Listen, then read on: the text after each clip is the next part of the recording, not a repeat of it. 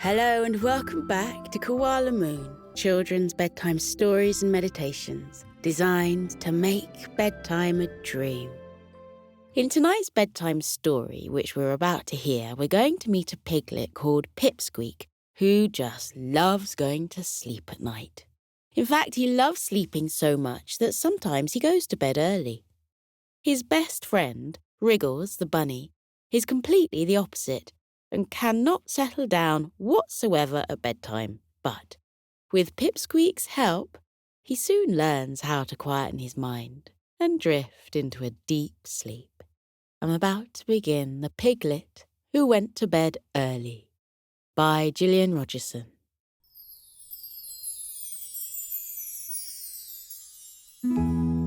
Inside a classroom at Clover Meadow School, the teacher, a sheep called Mrs. McLeod, was gathering the young animals together.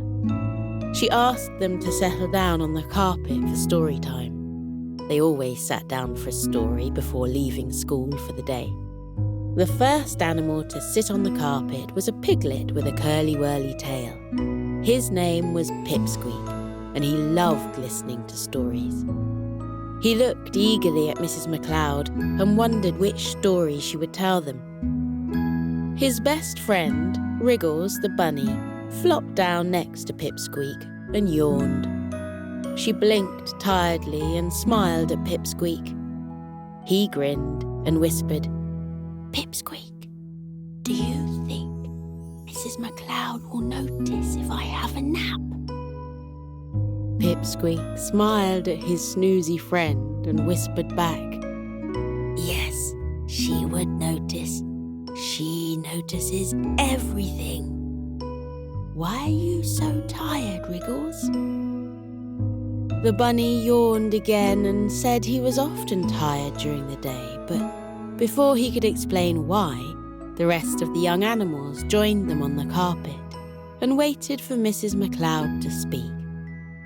The kind-faced teacher smiled at the animals and said, "We've had a wonderful day at school, and everyone has worked very hard."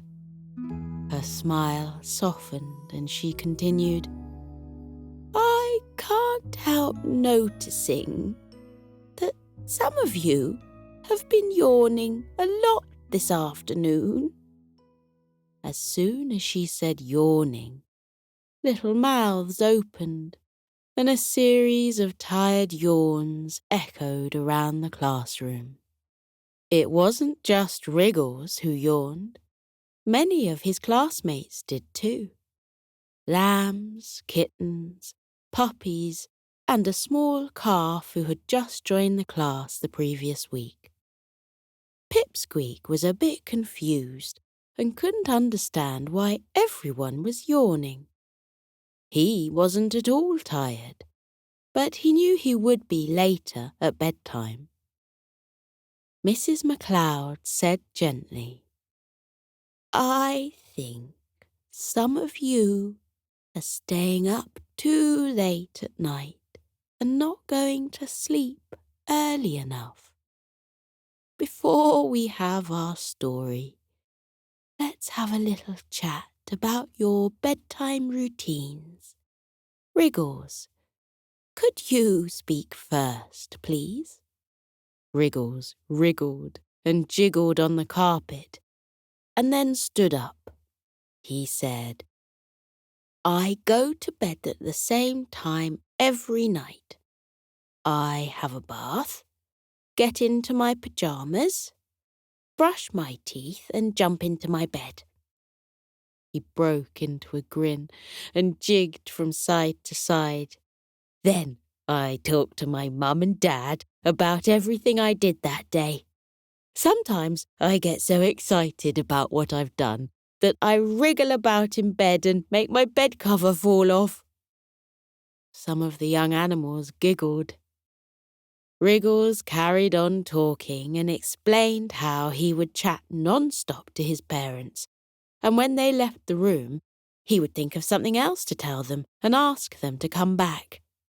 Sometimes he would ask them for a drink, and sometimes he would sing them a song that he'd just made up. Would you like to hear the song I made up last night? I made up a dance too, Wriggles asked.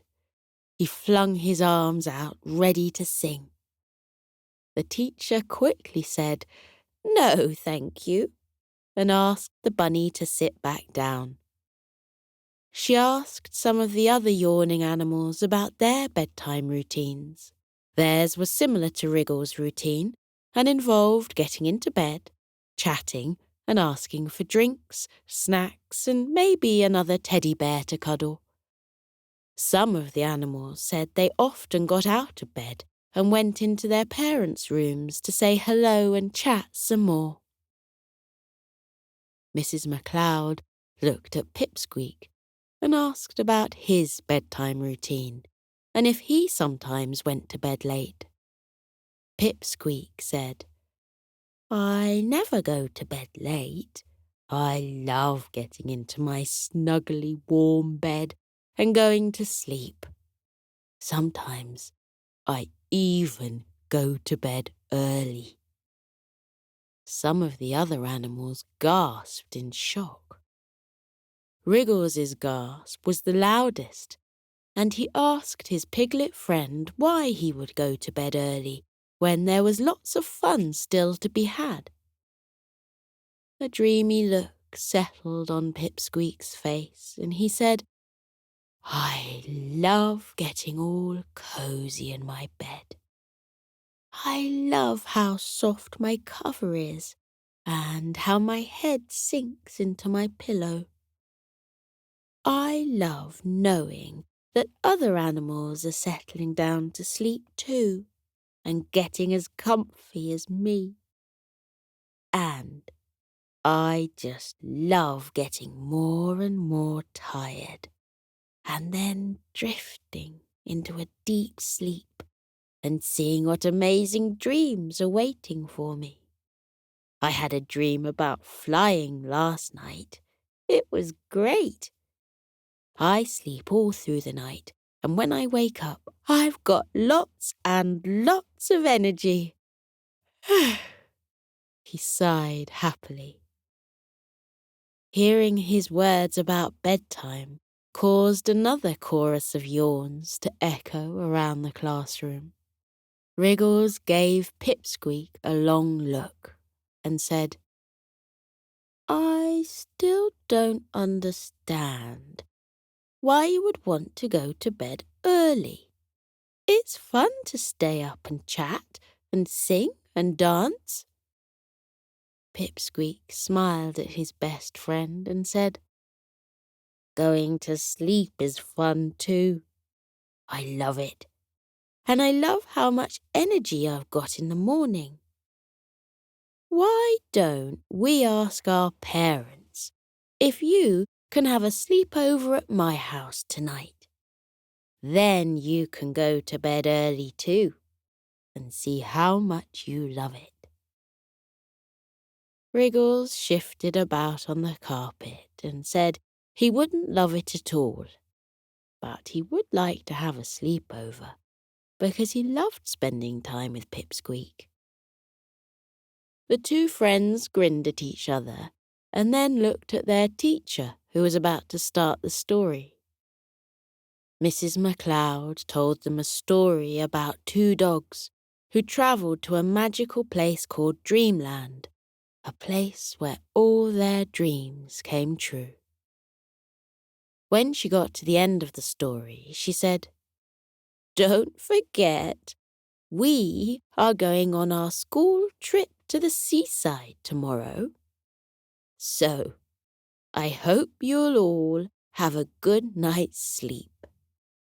You'll need to have a lot of energy for all those wonderful activities I've got planned for you." The thought of going to the seaside made Wriggles the bunny wriggle even more. The teacher said it was home time and told the children to collect their coats and bags and then wait at the door to be collected by their parents and grandparents. Pipsqueak and Wriggles were the first to collect their belongings and line up at the door. Pipsqueak's dad came into the classroom first. He was followed by Wriggles' parents, who looked a little tired and kept yawning. Pipsqueak hugged his dad and asked if Wriggles could come over for a sleepover that night, please. His dad replied, "I'll have to check with your parents first, Wriggles." He spoke to the tired rabbits at his side and asked if it was okay for their son to stay over. "Yes," they replied quickly at the same time. "Yes, please, thank you. Thank you so much for asking." Pipsqueak's dad saw how tired they were and said, "He can come home with us now and have dinner with us too. Could you call round to our house later with his pyjamas and clothes for tomorrow, please?" Wriggles' mum nodded eagerly and said of course. They hugged their wriggling son and kissed him on the cheek. Before leaving the classroom, they thanked Pipsqueak's dad again. Pipsqueak and Wriggles said goodbye to their school friends and left the classroom with Pipsqueak's dad. He asked if they would like to visit the park on their way home. Wriggles spun around 3 times on the spot and said he would love that. Pipsqueak said he would too. They soon reached the park and headed towards the play area.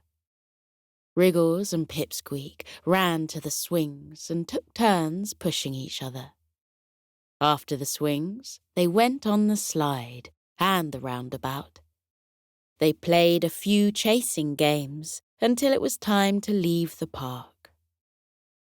5 minutes after leaving the park, they arrived at Pipsqueak's house and went inside. Pipsqueak's mum was delighted to see Wriggles and helped him to take off his coat and shoes and put them away. Wriggles danced with excitement and kept jigging about. Pipsqueak's mum said to the youngsters, "I'm just about to bake some chocolate chip cookies. Would you like to help me?" The bunny and Piglet said yes and followed Pipsqueak's mum into the kitchen. She tied aprons around them. She did have a spot of bother tying Wriggles' apron because he kept wriggling so much. He said he was very excited about making cookies and even more excited about eating them later on. "Me too," Pipsqueak's mum said. "But first, we have to carefully weigh out the ingredients and take our time doing that. Wriggles, could you help me out with that, please?" Wriggles said yes and stood next to Pipsqueak's mum. She told him what ingredients were needed and how much of each. Wriggles' wriggles slowed down and he concentrated on what he was being told. After washing his paws, Wriggles weighed out the ingredients very slowly and very carefully. He put them into a bowl and helped stir the mixture until it was just right. He was so busy concentrating on what he was doing that he didn't wriggle, even once. Whilst Wriggles was doing that, Pipsqueak prepared the baking trays. When the cookie mixture was ready, Pipsqueak's mum put half of it in front of Wriggles and half in front of Pipsqueak. Wriggles stared at it and asked Pipsqueak what he should do with it. "Make it into cookie shapes, like this," Pipsqueak replied. He showed his friend what to do. Once again, Wriggles took his time and concentrated. He made perfect cookie shapes. Then he placed some chocolate chips on top of them in the shape of smiley faces. Pipsqueak chuckled and said the cookies looked great. Wriggles chuckled too and said making the cookies had been a fun thing to do. What shall we do now? Shall we do some jumping up and down? Wriggles asked, his feet starting to jig from side to side. Or some dancing? Pipsqueak said. We can, but I've got a jigsaw puzzle that I haven't finished yet. Can you help me with it? Wriggles had never done any jigsaw puzzles before because he thought they weren't that exciting, but Pipsqueak was his very best friend, so he said, Yes, I'll help you. Can you show me what to do? The Piglet and Bunny went into the dining room and over to a little table in the corner. Pipsqueak said it was his craft corner, and he often sat at the table after school and did some quiet activities. Wriggles shook his head at his friend. Why do you want to sit down? Don't you want to run around when you come home? Pipsqueak said he'd done plenty of running around that day, and he was ready to slow down a bit, and he wanted his mind to slow down a bit too. Wriggles frowned and was just about to say he didn't understand why anyone would want to slow down. But then he saw the half-completed jigsaw puzzle on the table.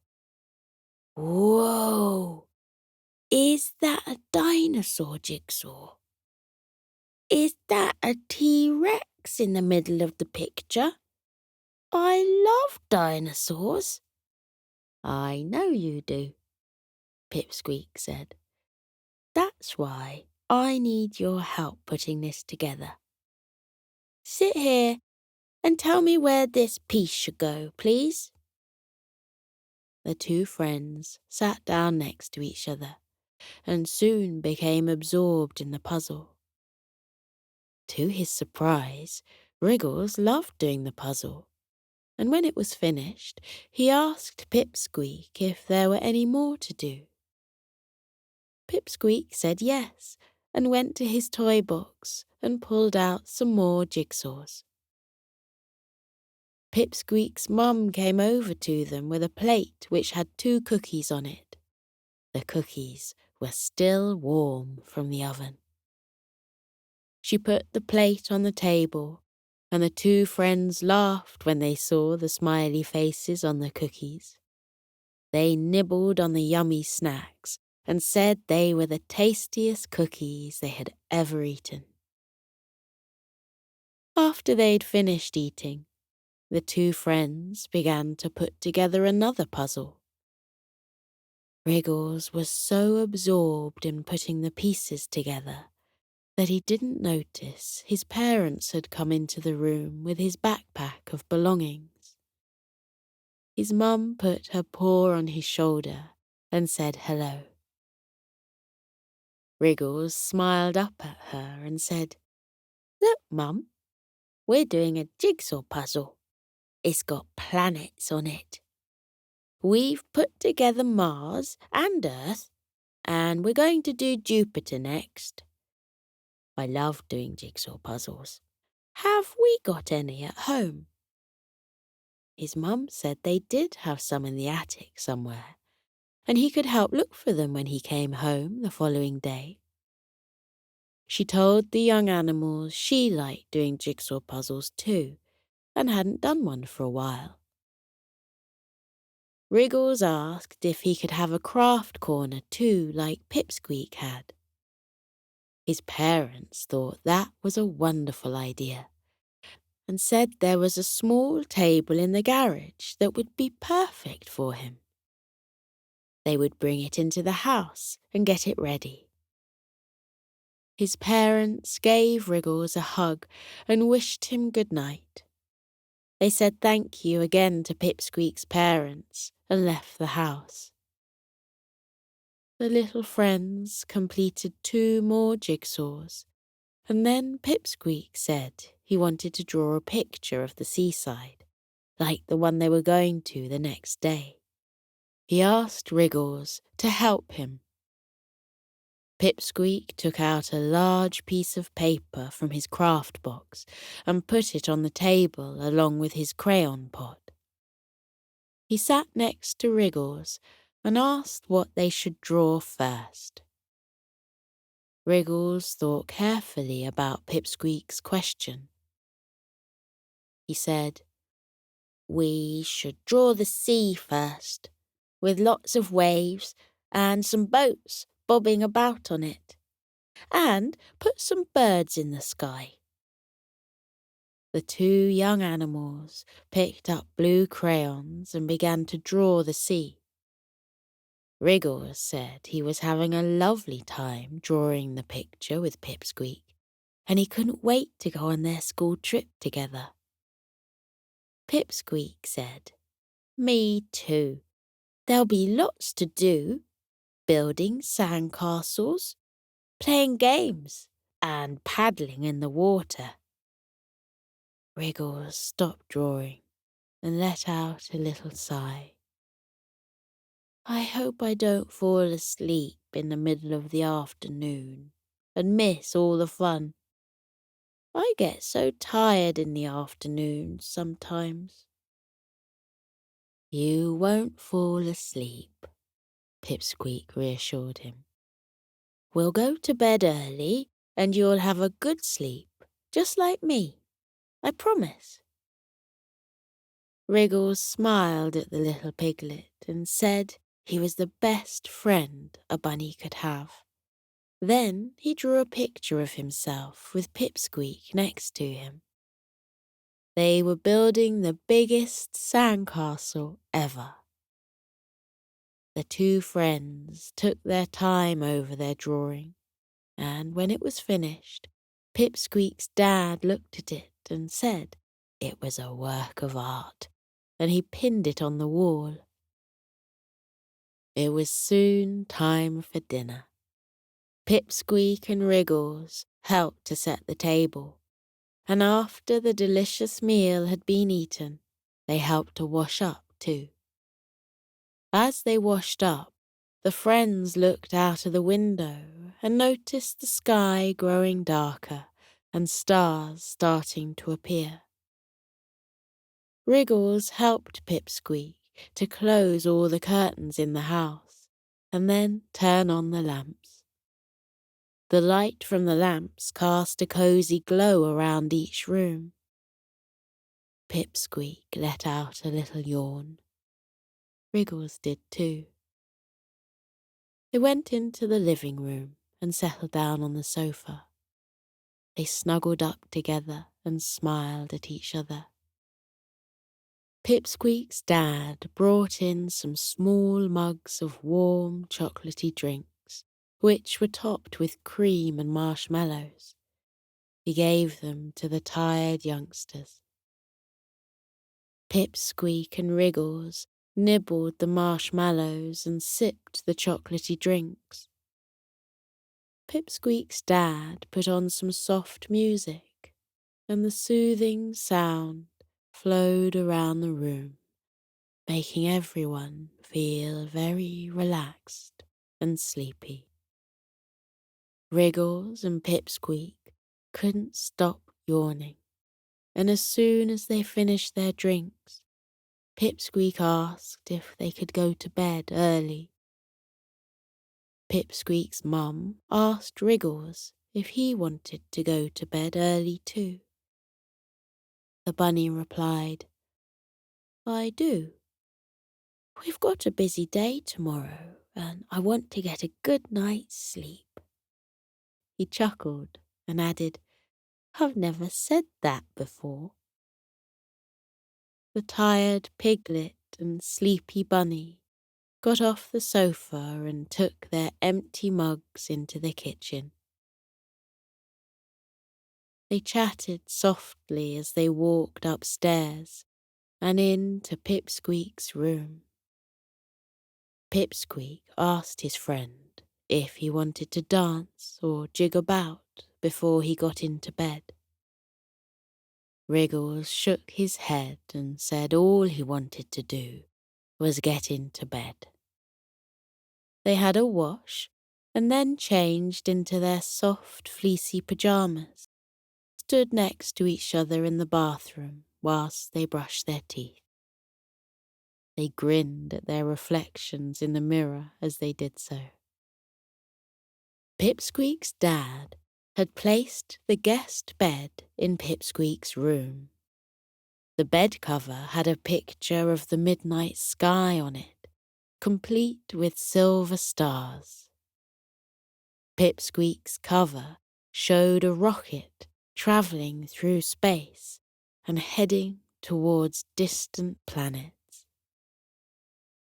Pipsqueak told Wriggles he could have either bed. Wriggles said he would have the guest bed because he really liked the cover and he could pretend he was floating through the night sky and looking at the stars. Pipsqueak said he didn't have to pretend because he had a special lamp that made stars appear on the ceiling. He switched on his special nighttime lamp and dozens of stars appeared on the ceiling. Wriggles said, "Wow, it's just like the sky outside." They got into bed and settled down. Wriggles wriggled about a bit to get as comfortable as he could. Pipsqueak asked Wriggles if he wanted a drink of water or if there was anything else he needed. Wriggles said he was fine, thank you. The piglet and the bunny gazed at the stars above them. Pipsqueak whispered, "Sometimes I count the stars." Wriggles yawned and said he was too tired to count the stars and suggested they have a little chat instead. Pipsqueak began talking and said he was very glad that Wriggles was sleeping over and he'd had a lovely time doing jigsaw puzzles together and then drawing a seaside picture. Wriggles yawned again and said, "Don't forget about making the cookies and sitting on the sofa and..." Ooh. He yawned and said he felt very relaxed and very, very tired. Pipsqueak wished his friend good night and hoped he would have wonderful dreams. Wriggles said the same back to Pipsqueak and then closed his eyes. Pipsqueak smiled softly at his friend and looked back at the ceiling. He thought about his day and the wonderful things that had happened. Thoughts of the following day drifted into his mind, and he knew it was going to be a delightful day. He felt very happy and relaxed, and very sleepy too. Pipsqueak snuggled down further in his cosy, soft bed. He closed his eyes and let out a long, soft sigh of happiness. The tired little piglet drifted into a deep, relaxing sleep and began to dream the most wonderful of dreams.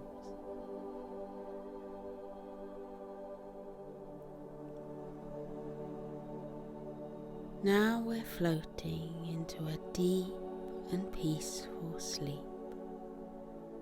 Feel how your muscles are relaxing. Your arms are heavy and your legs are too, as they loosen and release any tension remaining from the day. Feel how you let your body fall into the cozy warmth of your bed. Close your eyes. Let your eyelids be heavy. Breathe deeply. Breathe in and out. Breathe in and out as you continue to breathe deeply, and as you keep feeling how your body becomes soft and heavy with sleep. Let your mind drift away. That is the wonderful secret about sleep. While your body rests, lying heavily in your bed, your mind is set free, like a bird taking flight from a branch and flying up and up and up into the air. Feel how your mind loosens now, like a balloon that has been untied from a fence, and floats up and up and up like a bird. Up and up and up it floats towards the sky until it reaches up into the clouds.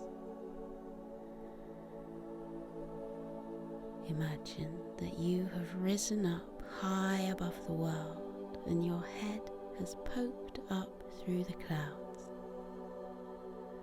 Then spread out all around you in the silvery moonlight, white fluffy clouds that look like cotton wool or marshmallows. They look so soft and squishy you can lie back on them and roll around in them. Try it now. Lie back in the soft cradle of the clouds. Feel how they swirl and wrap around your body, holding you gently in the world of sleep. Clouds come in all shapes and sizes. Some are big and fluffy, some are slender wisps. Some look like puffy mushrooms, and others look like paintbrush strokes that have been left on the dark sky. Let your body relax. Let your mind relax too. Let your mind float off into sleep. You are peaceful. You are safe. You are being held in the cozy warmth of sleep. With your eyes closed, let your mind drift up, up, up and away. In the world of dreams, you can go anywhere you like. You can float on blue oceans with ripples and tufts of waves. Or you can visit castles built in the sky with spiraling turrets and drawbridges over sparkling moats. Or you can wander into the peaceful woods where the birds are twittering and the trees are dense with dark green leaves. Breathe in and out. Breathe in and out again as you fall more deeply into your cozy sleep. And with your eyes still closed, take a look around with your mind at where your dreams have taken you. When I fall asleep, I dream that I've gone to a world high up in the clouds. Sometimes the clouds are dappled silver from the moonlight. Sometimes they're soft pink and gold, reflecting the light of the twinkling stars. What form do your dreams take? Where does your mind go when you fall asleep? Maybe in your dreams there are flocks of white fluffy sheep huddling together on the green fields. Look at the mother ewe yawn widely before she tucks her little lambs beneath her woolly fleece. Or maybe you dream of a friendly dragon, curled up with his tail wrapped around him, a little trail of clouds puffing out of his nostrils. Look, the cloud dragon is smiling at us and waving. What a friendly dragon he is. Or maybe you dream of cute puppies lying on their backs, their tongues lolling out of their mouths, their eyes closing because they've had such a long day. They look tired, and there's their papa dog, fluffy and white, padding softly over to wish the puppies good night. Up here on the sea of clouds, you can be free. Feel how light you are, weightless, floating, drifting through sleep. Feel everything heavy from the day lift off you and drift away, taken away by currents until they disappear over the bank of clouds.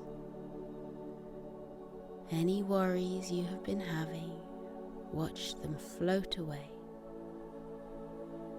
Anything that has been weighing on your mind during the daytime, now you can let them go and watch them drift away. Your worries are not you. You are not your worries. You can let them go. Watch them float away. Now you are light as air. You are as gentle as starlight. You are as soft as the clouds. Up in the sleepy sky, everything is weightless and peaceful. The clouds stretch out like a sea of tranquility. Close your eyes and feel the clouds wrap around you. Feel them bearing your body gently into the land of sleep. Feel your eyes close. Feel them rest heavily as your body relaxes into sleep. Feel your mind lighten. Feel it loosen and drift away, light as a feather, soft as the clouds. Breathe in and out. Breathe in and out. The world of clouds is waiting for you. Let yourself fall into the clouds' soft, warm hug. They are here to protect you. They are here to cushion you. They're here to hold you as you enjoy your deep and peaceful sleep. Sleep well, little one. Sleep well in the land of clouds. Feel how light you are. Feel how weightless, floating, drifting through sleep, light as air, gentle as starlight, soft as clouds. Good night.